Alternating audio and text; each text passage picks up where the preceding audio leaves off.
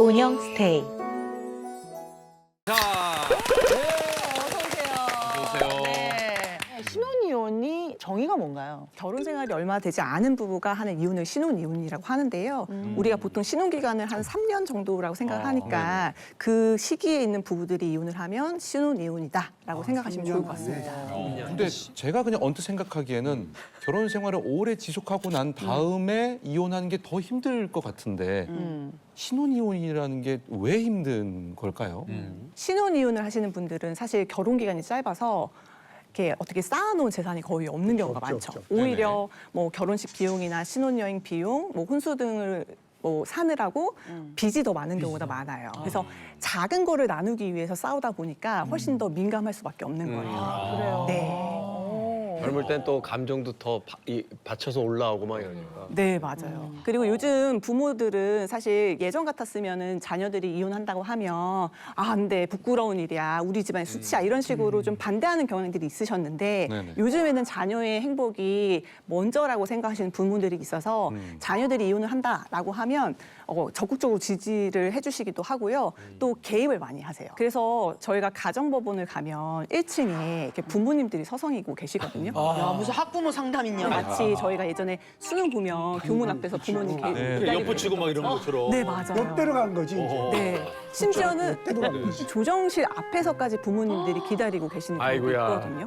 그러니까 부모랑 독립을 하고 결혼을 했어야 되는데 독립이 안 된 상태에서 결혼을 했네요. 신혼이니까. 네, 맞습니다. 그래요. 우리 저 변호사님 모셔서 이런저런 얘기를 좀 많이 나눌 텐데요. 네. 무엇보다도 이혼 사례를 또 준비를 해오셨어요. 오. 그래서 사연을 좀 네, 들어보고 궁금하다. 이야기를 좀 나눠보죠. 네, 한 신혼부부가 있었는데요. 결혼식을 성대하게 하면서 결혼식 비용만 수천만 원이 들었고 신혼집도 대출을 받아서 매수를 하고 인테리어도 5천만 원을 들여서 아주 호화롭게 신혼생활을 시작을 했습니다. 그러다가 남편이 결혼 생활 4개월 만에 아내에게 오피스 허즈번드가 있다는 사실을 알았어요. 아내에게. 네, 아내에게. 야, 바람 핀 거죠. 네, 그래서 남편이 아내를 상대로 이혼 소송을 진행하면서 위자료를 청구를 했고요. 예물 반환, 결혼식 비용에 대한 손해배상도 청구를 했습니다. 그런데 여기서 주목할 점은요. 아내도 역시 남편을 상대로 재산 분할을 청구를 했대요. 이런 명백한 결혼 파탄의 원인 제공자잖아요, 아내가. 네네. 그런데 이런 경우에 재산 분할을 청구를 하면 받을 수 있습니까? 못 봤지. 자, 한번 받을 의견을 수 한번 있- 나눠. 받을 먼저 수 우리 있을 또 정일영 선생님 먼저 한번 그러면 교수님께서. 줘라. 근데 4개월밖에 안 살았는데. 아, 답이 이렇게 끝난 거예요? 조라로? 아니, 임팩트 있었어요. 그래, 알겠습니다. 제가 알고 있기로 우리나라는 파탄주의 아니고 규책주의거든요. 원인 제공자가 이제 있잖아요. 네. 그 사람한테 이제 위자료를 지급해라라고 할 수는 있지만 재산은 좀 다른 개념인 것 같아요.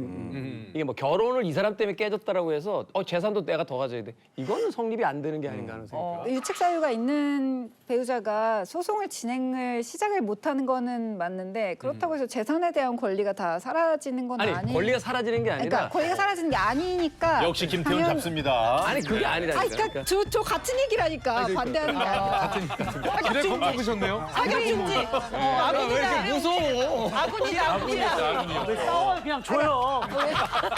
나한테만 큰 소리 쳐 아주.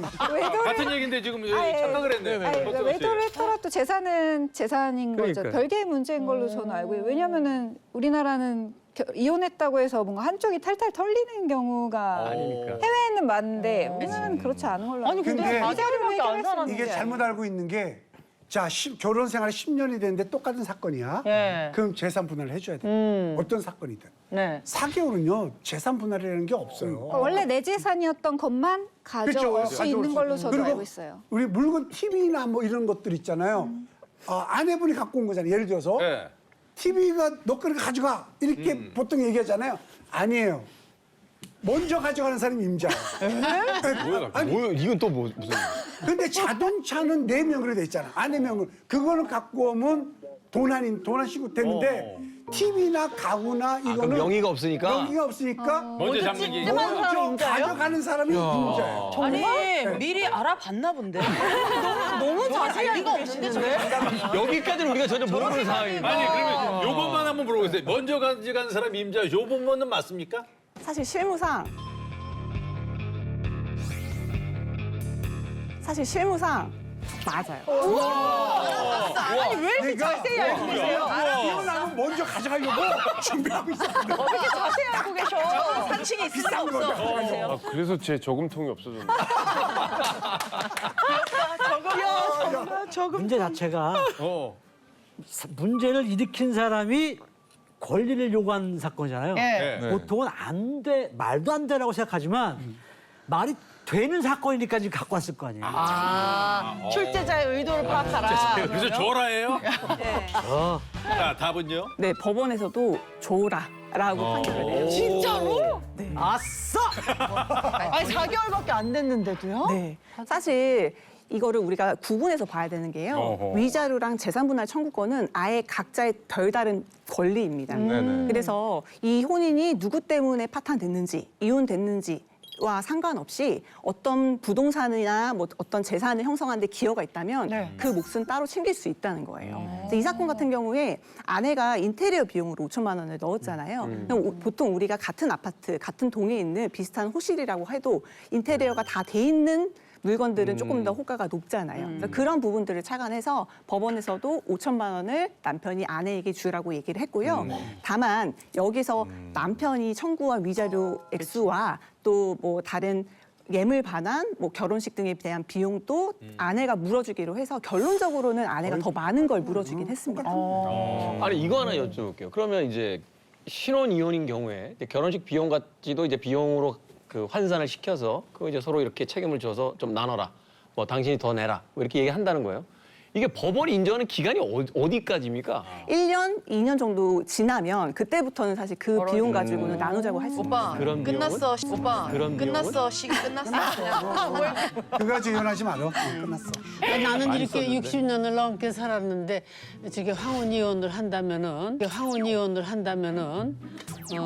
갑자기 상담받으시 선생님. 궁금해지셔서 좀 재산 분할이 아닌지 그러면 선생님 그러면 황혼 이혼 사례가 하나 있거든요. 네, 요거 네. 한번 들어보시고. 내가 어떻게 되는지요. 그럼 제가 이제 결혼 생활 중에 사고를 많이 친 남편이 있었어요. 잘 지내던 직장도 때려치우고 생활비도 잘 안 주고 전국 일주한다면서 연락도 두절되고 그러다가 외도한 것까지 걸리게 된 거예요. 아이고 외도까지. 그런데도 아내는 자녀들이 있으니까 참고 살았다고 합니다. 친정 부모님에게 아이들을 맡기고 투잡까지 하면서 정신없이 살았는데 시간이 흘러 아이들도 결혼을 한 나이가 된 거죠. 네. 그렇게 나이 들고 보니 이제는 이혼을 하고 싶어지셨던 거예요. 수십 년 전에 한 남편의 외도로 이혼 청구를 한 아내. 과연 법원에서는 아내의 이혼 청구를 받아들여줬을까요? 안 받아들여줬을 것 같은데요? 아니 근데 증거가 있나? 외도. 증거가 있었으면은 좀 다를 것 증거가 같고 있어요. 증거가 있으면은 될 것 같은데 저는 반대. 그 증거의 유무와 별개로 저는 이게 시간의 문제랑 연관된 걸로 알고 있거든요. 공소시효가 그러니까 있어? 외도 사실을 알았을 때로부터 몇 년 이내에 소송을 제기하지 않으면 이것도 공소시효가 있어? 이게 제가 이런 거를 잘 아는데 왜 잘하시는 됐다 잘 알아서 하니까. 안 들키려고 조세. 왜 잘하시는 거예요? 이게 옛날 거잖아요. 네. 이 판사님도 옛날 거를 이 남편이 참여를 하고 지금 현재 진행형이냐 아니냐가 되게 중요한 거예요. 과거를 이 남편이 다 사죄를 하고 사는데 야, 이것도 기존에 설득되네. 있는 아내는 그걸 못 잊어서 어허. 옛날 거 아직도 못 잊어가지고 예. 이혼 청구를 하면 그거는 안 되는 거예요. 남편이 누가 봐도 참여하고 성실하게 살면 예. 안 된다. 안 그러니까 말하자면 이제 피해를 남자가 복구하려고 노력을 했다라면 그쵸. 일정 기간이 지나면 맞아, 이거는 맞아, 더 이상은 청구 안 된다. 두 분 의견 같이 하시는. 오랜만이에요. 단결하셨네요. 변호사님께 여쭤봐야 될 것 같아요. 네, 어떻게 궁금해요. 이 사건 어떻게 됐어요? 네. 정답이 사실은 좀 나왔어요. 나왔다고요? 이게 곽정훈 작가님이 말씀하신 것처럼 이혼에는 사실 제척 기간이라는 게 있어요. 배우자가 외도를 한 걸 안 지 6개월 이내에 6개월 되게 짧네요. 되게 짧구나. 3년 정도가 아니라 6개월. 네. 6개월이요. 그리고 외도가 있은 지 2년 이내. 아. 그래서 내가 만약에 그 외도를 알았다면 6개월 이내에 이 이유를 원인으로 해서 이혼 소송을 청구를 해야 되거든요. 너무 억울하다. 즉시 결정해야 되네. 네. 아니면 알았으면. 사실 이거는 합의를 한 거예요. 6개월이 지나면 그 사이에 그냥 묻고 가자. 예, 묻고 가자. 합의를 본 거로 네, 인정하는군요. 용서를 한 거다라고 보는 이제 그 시각이 있어서 아니 근데 사실은 그건 제척 기간이 그렇다 짧은 거예요. 쳐도 2년 안에 내가 그거를 바람 폈다는 걸 모를 수도 있잖아. 그러니까 모르면 넘어간다 이거죠. 야이씨 너무. 지금 죽도 문자가 나올 뻔했는데. 이거 여기 깊은 곳에 올라왔어. 짜증나. 어떻게 이런 거에도 공소시효가 있냐. 네, 열을 내실 필요가 없는 게 그런 경우에는 사실 유효 사유라고 해서요. 기타 혼인을 지속할 수 없는 사유로 이혼 청구를 받아들여줘요. 다른 청구가 네. 있군요. 네. 그래서 이 사건 같은 경우에도 법원은 아내의 손을 들어줬습니다. 그래서 이혼을 하셨어요. 네, 이혼을 했습니다. 비록 수십 년 전에 외도가 있었다고 하더라도 그 이후에 남편이 보여진 모습에서 전혀 부부관계를 회복하려는 노력이 전혀 없었고 또 생활비를 안 줬어요. 네, 이거는 그 민법상 부부간의 부양 의무를 정하고 있거든요. 이 부양 의무를 해태했다고 해서 문제가 있어요. 법원이 그 부분을 이유로 들어서 이혼 청구를 인용해줬습니다. 선생님 아까 궁금하신 거. 아니 그래서 그렇게 황혼 이혼을 하는 그 재산 분할의 퍼센테이지가 누나 어떻게, 많이 줘야 돼요. 되게 되는 건지 정말 이제 혼자 있고 싶어서 그럼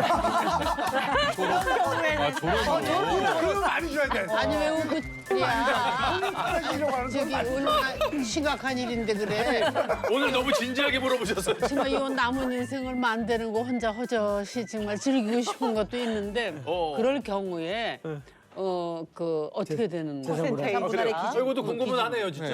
재산 분할 기준. 네, 그 사실 재산 분할의 기준은 정해진 게 없어요. 왜냐하면 모든 사람들의 그 혼인 생활은 그 모습이 너무 각양각색이죠. 그리고 가지고 있는 재산도 다르고 어떤 직업을 가졌는지도 다르기 때문에 보통 인터넷이나 뭐 이제 주변에서 들어보시면 몇 년 살면은 뭐 5대5다 이런 이야기 많이 들어서 변호사님 저 5대5 맞죠? 라고 오시는 분들도 사실은 있어요. 근데 그런 법칙 자체는 없습니다. 다만 우리가 혼인 기간이 길어지면 그만큼 서로가 이제 투입한 노력의 양이 거의 비슷해진다, 평균화된다라고 생각을 해서 5대5가 나오는 경향이 많이 있기는 해요. 경향이 있다. 다만 5대5. 선생님 사건 같은 경우에 5대5로 될 건지 수임하신 거예요? 아직 수입은 안 하셨어요.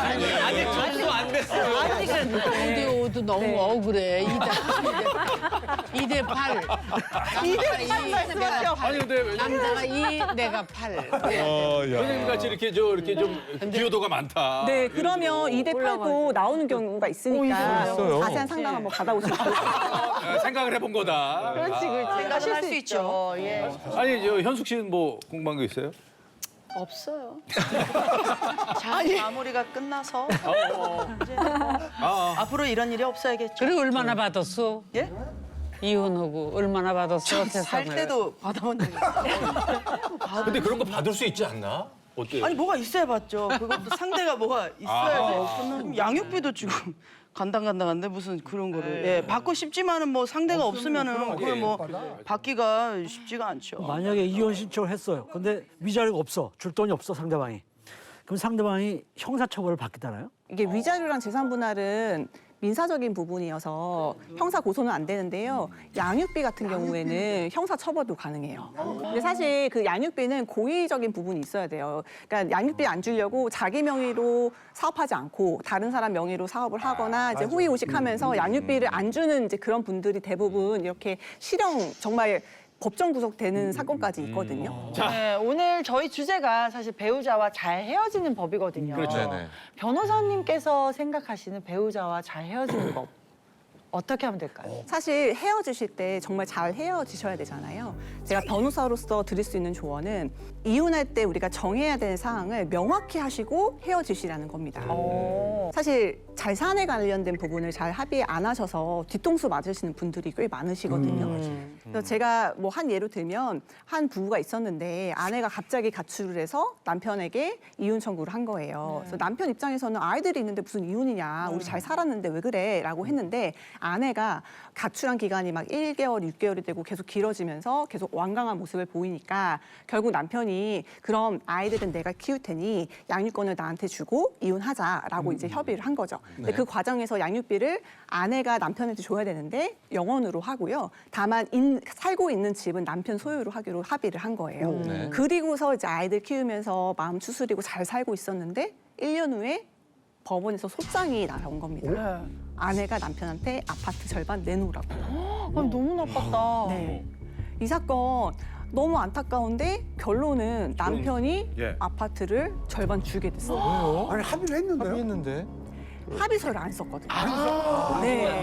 문서로 남겨놓은 진짜 법은 서류입니다. 무조건 서류. 네, 맞습니다. 그래서 이 사건 같은 경우에도 아내가 양육비를 주는 건 영원으로라고 딱 적어놓고 그 대가로 아파트를 주는 거에 대한 거는 합의서를 따로 쓰지 않았던 거예요. 네, 그래서 결국 증거가 없어서 지셨는데 사실 이런 경우에 문서로 쓰지 않아도 문자로 남기시기만 해도 이게 증거가 되긴 해요. 근데 우리가 헤어지면 보통 문자 다 지우시잖아요. 그리고 그 사이에 핸드폰을 뭐 분실하거나 변경하는 경우도 있어서 증거가 안 남는 경우가 많아요. 그래서 제가 항상 강조해서 말씀을 드리지만 헤어지는 그 사항을 말로만 하지 마시고 그냥 좋게 헤어지는 게 다가 아니거든요. 반드시 문서 형태로 문서와. 명확히 하시고 헤어지시는 게 잘 헤어지는 방법입니다. 황혼 이혼의 그 만족도들은 어때요? 너무 갑자기 아니에요? 이거 오해할 수 있어요. 갑자기 적극적이시네요. 예, 아니 그거 한번 대답해 주세요. 근데 사실 저한테 찾아오신 분들은 너무 오랜 기간 동안 희생만 하셨던 분들이 꽤 많으시거든요. 그러니까 본인의 제3의 인생을 다시 살아가시는 거라서 사실 되게 만족도가 높으신 부분이 계세요. 더 시원해진 속풀이쇼 동치미. 궁금하시죠? 보고 싶으시죠? 지금 바로 구독, 좋아요, 알림 설정 놓치지 마세요. 꼭이요.